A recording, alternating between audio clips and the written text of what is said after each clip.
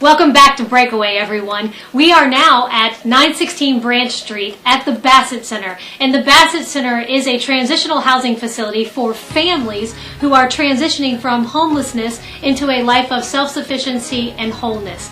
And I am joined by Chris Battle, who is the Executive Director of the Basset Center, and Erica Cooper, who is a former resident of the Basset Center, and her beautiful little girl. Thank you guys so much for being with us. Thank you. Thanks for having us. Chris, if you would, to start out, tell us a little bit about what the Basset Center is and its mission within the community. Sure. The Basset Center, as you mentioned, is a transitional housing facility for families. At our location, we can house families here for up to 2 years. Our primary goal is to help families transition from homelessness to permanent housing. The majority of our residents that come through our program, average stay is about 6 to 8 months or so. But the essence of our program is when the residents come into our program, we work with them to identify the barriers that cause them to be homeless. And as we identify those barriers, we help to eliminate them.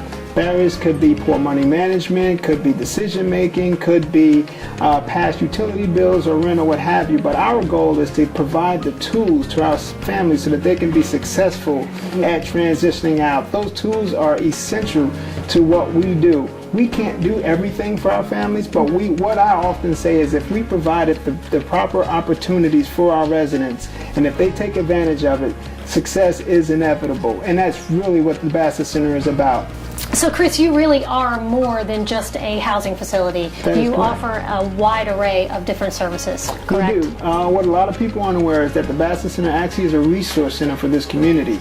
Our first floor entirely is a resource center. We have a computer lab, we have office spaces, we even have a mental health service located within our facility.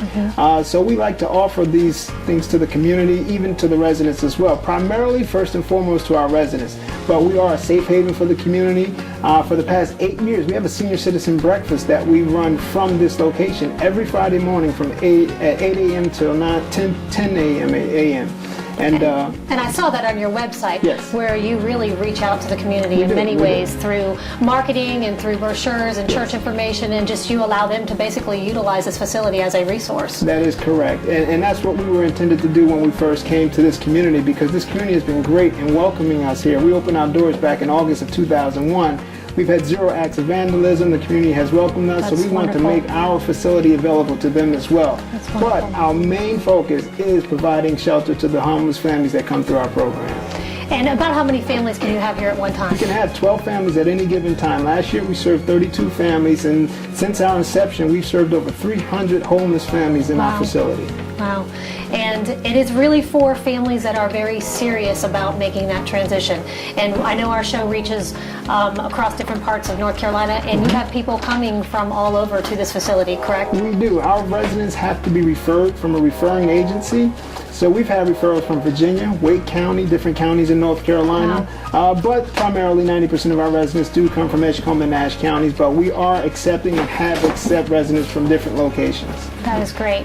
And also with me is Erica, and Erica, as we said earlier, you are a former resident here. Yes, and so if you had to sum up for us what the Basset Center has meant to you, tell us a little bit about that.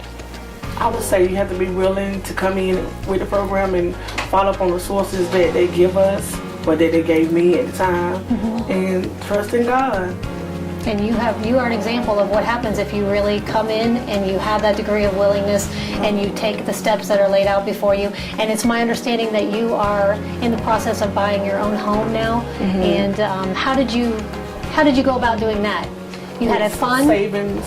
No, not with the fun. I'm in the process of wanting to get into a home that I can afford.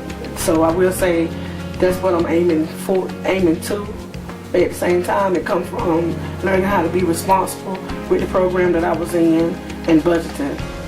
And so that money came from a savings account that was set up here? That is wonderful. Yes.